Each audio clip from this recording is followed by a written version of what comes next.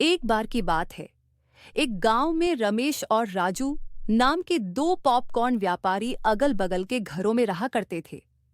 रमेश बहुत सरल और अच्छा इंसान था। इस कारण वह एक छोटा सा ट्रॉली चलाकर अपना जीवन बिता रहा था। राजू घमंडी और शरारती था। वह रमेश की छोटी ट्रॉली को देखकर उसका मजाक उड़ाता था। हर दिन रमेश और राजू पॉपकॉर्न बेचने अलग अलग रास्ते से स्कूल जाते थे। स्कूल का समय होने पर दोनों वहां पहुंचते थे। स्कूल के सारे बच्चे रमेश के पास आकर पॉपकॉर्न खरीदते थे। राजू का पॉपकॉर्न ट्रॉली तो बहुत सुंदर और बड़ी थी, लेकिन कोई भी राजू के पास आकर पॉपकॉर्न नहीं खरीदता था। इतने में एक गरीब लड़का राजू के पास आकर कुछ खाने के लिए मांगता है। राजू उससे चिढ़कर वहां से चले जाने को कहता है। बच्चा बहुत दुखी हो गया। एक बेंच पर बैठकर भूख से रोने लगा। रमेश को उस बच्चे की ऐसी हालत देखकर अपने बचपन की याद आई। रमेश के बचपन में भी ऐसे ही दिन थे। वह भी एक अनाथ था।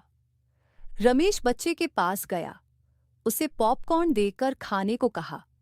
तुम्हारा नाम क्या है? बच्चा उदास होकर कहा, मैं अनाथ हूँ। आप मेरा नाम भोलू ही समझ लीजिए।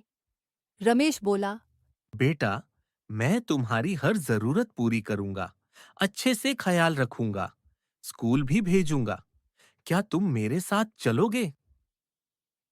भोलू बहुत खुश होकर रमेश के साथ चला। इसी बीच में रमेश अपने ट्रॉली का बात ही भूल गया।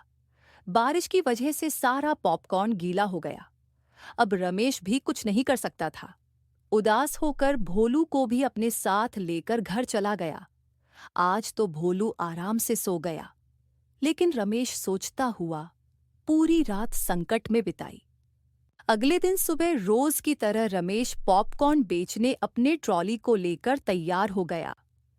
रमेश ने कहा, घर वापस आते समय मैं तुम्हारे लिए जरूरत की चीजें लेकर आऊंगा। ऐसा कहकर रमेश सोचता हुआ वहां से निकल पड़ा। रास्ते में एक मुनि नजर आए।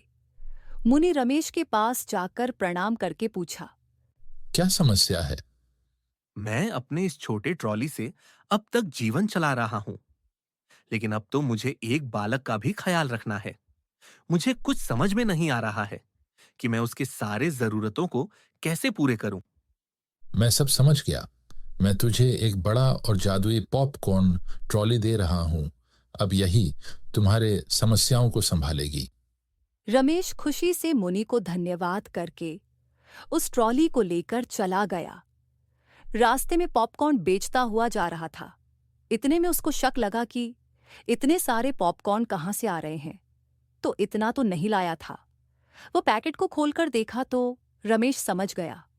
इसको समझ गया कि यह सब जादू की महिमा है। रोज की तरह रमेश स्कूल के पास पहुंचा। राजू को रमेश को देखकर जलन होने लगी। अच्छा व्यापार हुआ।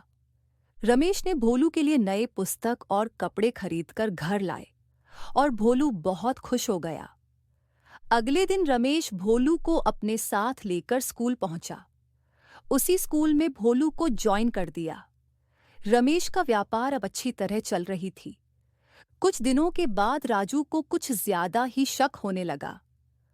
बहुत कुछ नया आ रहा है। जरूर इस ट्रॉली में कुछ तो गड़बड़ है। आज रात इस बात को पता लगाऊंगा। राजू ने चुपके से रमेश के घर के अंदर आ गया। उसको तो खाली पॉपकॉर्न पैकेट दिखाई पड़े, लेकिन शक के कारण राजू एक हथौड़े से मार मार कर उस ट्रॉली का सर्वनाश कर दिया। राजू को लगा कि कोई जाग गया है। वह तुरंत वहां से भाग गया। अगले दिन सुबह उठकर रमेश घर से बाहर आकर देखा तो वह चौंक गया। ट्रॉली तो टूट गई थी।